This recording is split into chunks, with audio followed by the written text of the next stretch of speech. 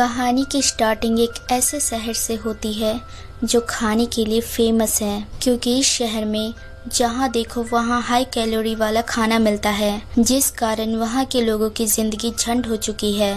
अब हमें एक मसाज सेंटर दिखाया जाता है, जहाँ की ओनर एक लेडी थी जिनका नाम इनो था। वो अपने असिस्टेंट से बात कर रही थी जिसका नाम नॉय था। तभी वहाँ एक मोटी सी लड़की की एंट्री होती है जो बोलती है आज का मेरा अपॉइंटमेंट है। जहाँ इनो बोलती है मुझे इस क्लाइंट से डर लग रहा है, उन्हें तुम हैंडल कर लो। वो लड़का उस मोटी लड़की का नाम पता पूछता है, जहाँ उसका नाम एरुफुदा था।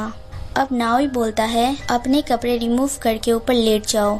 वो लेट जाती है। नाओई उसे मसाज देता है। कुछ देर बाद जब काम खत्म हो जाता है तब नाओई देखता है उस लड़की के कान लंबे हैं, जिस पे एरुफुदा बोलती है तो तुमने देख लिया।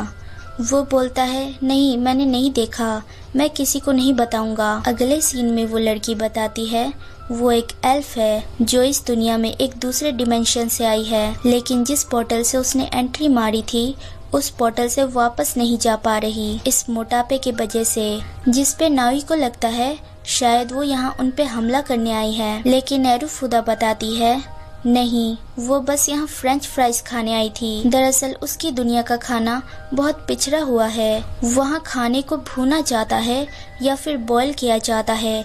नमक मिर्च ये सब वहाँ के लोगों के लिए बहुत ऊंची चीज है। वो लोग वेजिटेरियन होते हैं, लेकिन उनके खाने में कोई वैरायटी नहीं होती। यही रीजन है कि वो यहाँ का फ्रेंच फ्राइज खा के पागल हो गई। नाओई बोलता है तो इसलिए ये मोटी है। अब एरुफुदा डिसाइड करती है इस दुनिया का खाना खाने से अगर वो मोटी हुई है तो वो इसी दुनिया के तरीके को आजमा के इस चीज से छुटकारा पाएगी। वो इस काम में नाओई की हेल्प मांगती है। अगले सीन में वो दोनों रनिंग करते हैं।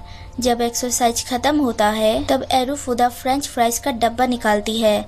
ये देख नाओई छीन लेता है और बोलता है ये तुम तब तक नहीं खा सकती जब तक तुम पतली नहीं हो जाती। ये सुन के वो रोने लगती है और बहुत मेहनत करती है। अब वो मसाज सेंटर में बैठी थी, जहाँ नाओई बोलता है तुम्हारा मेटाबॉलिज्म बढ़ा दे तो फैट कम करने में आसानी होगी, इसलिए वो लोग वार्म वाटर में बाथ लेते हैं। एक मंथ बाद एरुफुदा अपने पहले वाले रूप में आ गई थी। वो काफी पतली हो चुकी थी, जहाँ वो वापस जाने के लिए रेडी थी। बस आखिरी बार वो फ्रेंच फ्राइज खाना चाहती थी। अब दिखाया जाता है नाओई एरुफुदा के बारे में सोचता है। यहाँ वो पोर्टल से अपने डिमेंशन में चली जाती है। काफी दिन गुजर जाते हैं, जहाँ नाओई अभी भी एरुफुदा को मिस कर रहा था। फ्रेंच फ्राइज को देख के वो एक लड़की के पास बैठता है और उसे देख के वो सदमे में चला जाता है, क्योंकि वो मोटी लड़की एरुफुदा थी जो फ्रेंच फ्राइज ठूस रही थी। नाओई पूछता है तुम यहाँ कैसे?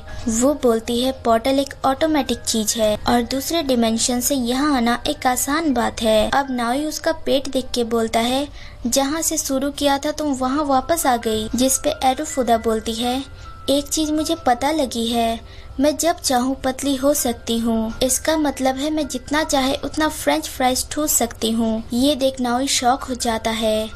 दूसरी ओर हमें एक और एल्फ दिखाई जाती है और यहाँ एपिसोड खत्म होता है।